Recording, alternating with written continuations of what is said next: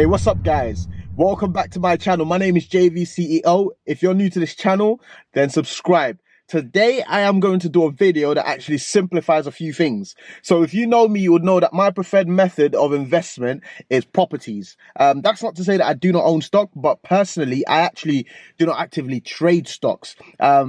All the stocks that I own as a result of either, striking deals with a company. A company might owe me some money and I'll just request to get paid in stocks or shares within the company. Or, I might go through a legal, protracted, court battle, if you want to call it that, with a company, and we might settle, and I would ask them to pay me in shares within their company. So that's how I've accumulated my shares or stocks, whatever you want to call it. But this video, I'm going to make my personal argument as to why I prefer property investments to stock investments. Let's get started. So firstly, number one, with stocks and shares, whatever you want to call it, there's only two ways you can make money. If I'm wrong, then drop some comments in the comment section and let me know. There's only two ways you can make money.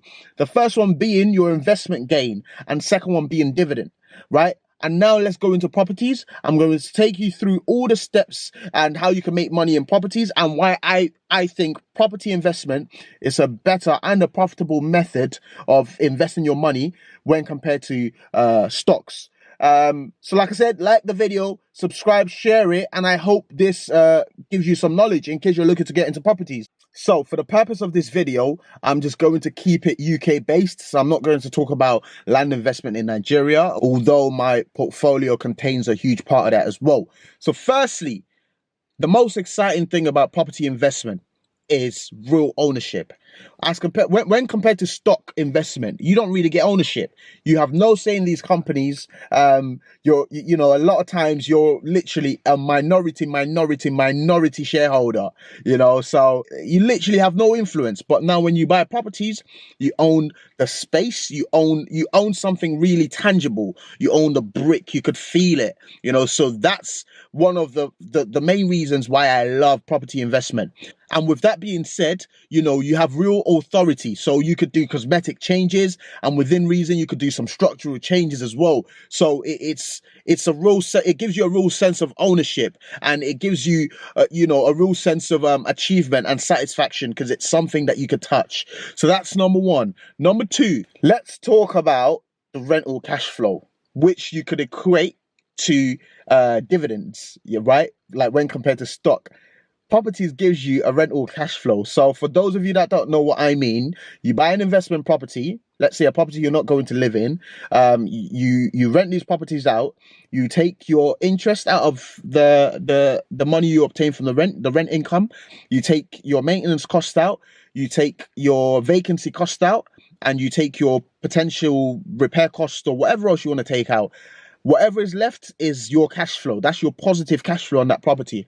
Property gives you a cash flow, So even if you're getting a cash flow of £200 a month, how much would you have to invest in the stock market to get a cash flow of £200 every single month?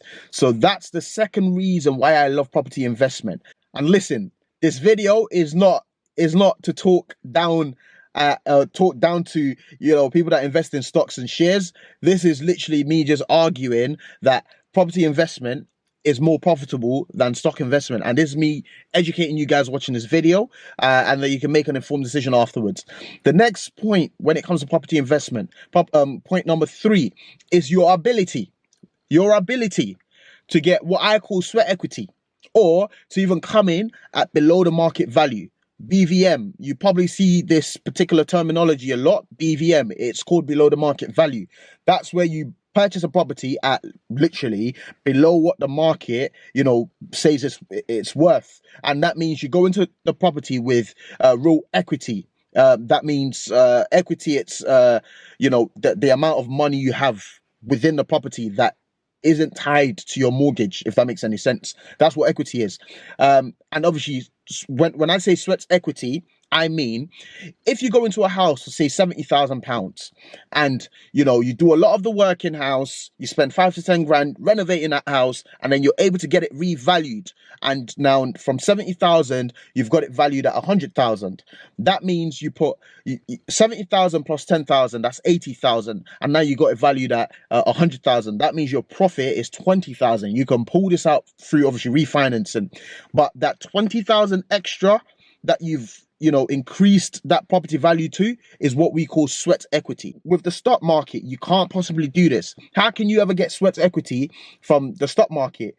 What the price is what the price is. Other than when when the market declines, or if it's a bear market, you buy the stocks for cheaper. Other than that, you can't really manipulate the stock market to actually create more wealth from the particular group of stocks that you're buying. So that's the third reason why property investment is the best investment. So now on to point number 4. Let's talk about return on investments, and let's talk about yields. Property yields, net yield. I like to talk net yield. Net yield is your real profit. Gross yield, a lot of investors talk in gross yield. I don't like to talk in gross yield because they might say, oh, this property is X amount yield, but it doesn't really give you the raw numbers unless you talk gross yield. In terms of working out gross yield is worked out by calculating your total rental income and then dividing it by the value of the property and timesing it by 100. Your return on investment is calculated by calculating your rental income, the profits of your rental income, similar to yield, dividing it by the amount you've invested personally into that particular deal. So if your deposit was 25 grand, you divide it by 25 grand, including your stamp duty cost and all of that as well, and then obviously times by 100. That's what your ROI is. So now back to the point, right? With property investment, right, you have the opportunity, like, to potentially some deals would get you up to 30% in terms of your return on investment. That means if you've put in 100 grand into the deal, you're getting 30 grand every single year in terms of profit. That's just huge. There's no savings account that would give you that. There is no, to my knowledge, no stock portfolio would give you that. Talk about the yield. Some properties would give you a net yield of 6%, 7%, 8%, and that's not even talking about HMOs, houses of multiple occupations.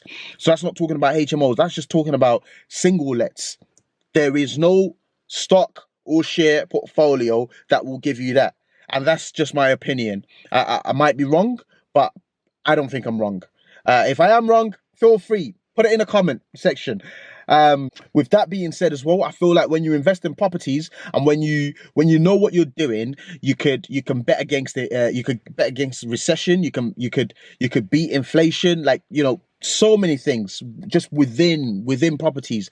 There's so many ways of manipulating your portfolio to even make it more profitable. And you don't get the same freedom with stock investment. So now on to point number 5, isn't it? Point number 5. If you're still here and if you're finding value in this video, do me a favor, please. Hit the subscribe button. Get in contact with me as well. Tell me how good the video was. I mean, I love these comments. I love the comments. I love the feedback. Sometimes I'm talking to random people. They're like, oh, I've seen your video on YouTube. It's great. So thank you. Keep watching it. Keep pushing the channel. Help me get to 20,000 subscribers by the end of this year. On to point number 5. Let's talk about leveraging and refinancing. So just a quick one so you understand where I'm coming from. Refinancing is, you remember when I talked about sweat equity, and now you've increased the value by 20,000. If you wanted, you could go to the bank, refinance, pull your money out of that deal, right? Pay off that old loan, if you want to call it that, get a new mortgage on that particular deal, on the value of the £100,000, pull whatever you could pull out of the deal. Maybe you could pull your deposit back out and then go and do it on another property. So technically speaking, with, let's say, 30,000, you could keep recycling that, go into a property, increase the equity, and then refinance, pull it out, and then go into another property. And you can literally use that 30 grand and keep rolling it over and over. So that's what refinancing is in a nutshell. And now with leveraging, let's talk about leveraging. Leveraging, an example being, if you're doing a buy to let, Most lenders would usually want you to put down around 25%. If you're doing a residential mortgage, then you're looking at around 10%. So let's talk about buy to let for the purpose of this video. So let's say on a 100 grand deal, you've put down 25,000. That's 25%. With 25,000, you're trading 100,000 because the property value is 100,000, essentially speaking. So with leveraging gives you the opportunity to trade £1 million with 250,000. You can't do that with stock investment. Stock investment, whatever you can afford, is what you have to buy. So, you know, if you want to purchase stocks for £6,000, you have to put in £6,000. Unless you're obviously trading stocks, actively trading stocks, you know, like being a quote unquote trader. But if you're just buying stocks and investing in stocks, you can't really do that. You don't have the opportunity to use leverage to your advantage. So now let's think about certain things. Let me break it down a step further. Let you see the power of leveraging. So you put down 25,000 and you go into a property deal that is worth 100,000, right?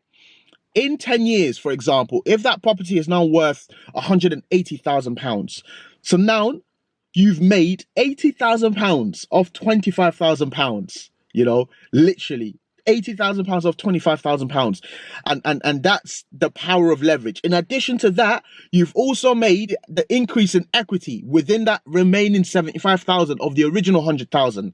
You know, you've made the increase in equity because eventually every single year you're paying down your debt. Every single year you're paying down your debt.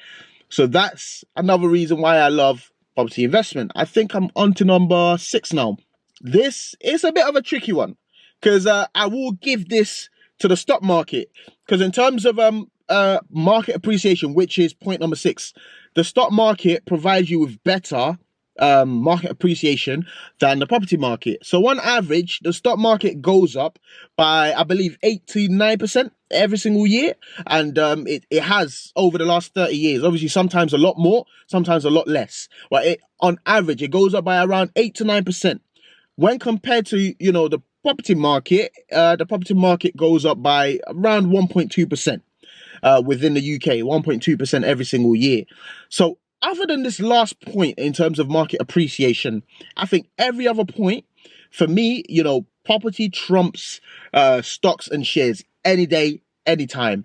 But also bear in mind, even if the market appreciation is slightly better with regards to stocks, remember what I said about leverage. So now let's say you're trading 100 grand in stocks. That same 100 grand in property would probably get you, let's say, if you're doing 10%, for example, would get you £1 million. You know, if you're doing 20%, would get you 500,000. You know, so yes, you know, you might make more money when you compare it pounds to pounds. So 100 grand versus 100 grand in stocks, 100 grand in property versus 100 grand in stocks. But when you take into consideration the leverage that you get with property, where you could trade with 100 grand, you could trade £1 million, then you realize that actually maybe property still gives you a better capital gain, a better market appreciation than stocks. This is an exciting video. I kind of thought, you know what, I'll share it with you guys. I've had a lot of people, like a lot of my friends, argue about it. What's a better form of investment, property or stocks? So I thought I'd do a quick video whilst I'm sitting in the car, simplify it all for you, give you the pros, the cons, and just my personal opinion. So to finish up the video, there is no right or wrong answer when it comes to investing, right? Bear in mind, with the stock market, you could obviously use the effects of compounding to grow your portfolio as well. There's no wrong or right strategy. My strategy is just property. Because, you know, for me, it's something a lot more exciting. It's something that I have real power over. It's something that I can add little tweaks and make even more money with. I'm going to add this last point because I totally forgot to add it to the main video. Property investment gives you more stability than the stock market. When you think about it, recently, for example, the coronavirus wiped off as much as 40% of the value of some of these companies. It is almost impossible that in one day or 2 days or 3 days, you could look at a property portfolio and literally instantly lose 40% of your value. If that happened, you know, it would be crazy. Like that I've never experienced that. I've never heard of that. And according to my research, that has never happened. You know, again, if I'm wrong, pop it in the comment section. Thank you for watching. If you stayed until the end, do subscribe to the channel. If you need further clarification on any points that I've raised, then just drop me an email at contacts@JVceo. That's my email address. It's also in the description box. And stay tuned. I release a new video every Sunday at 6 p.m. And until then, see you next Sunday. Enjoy your weekend.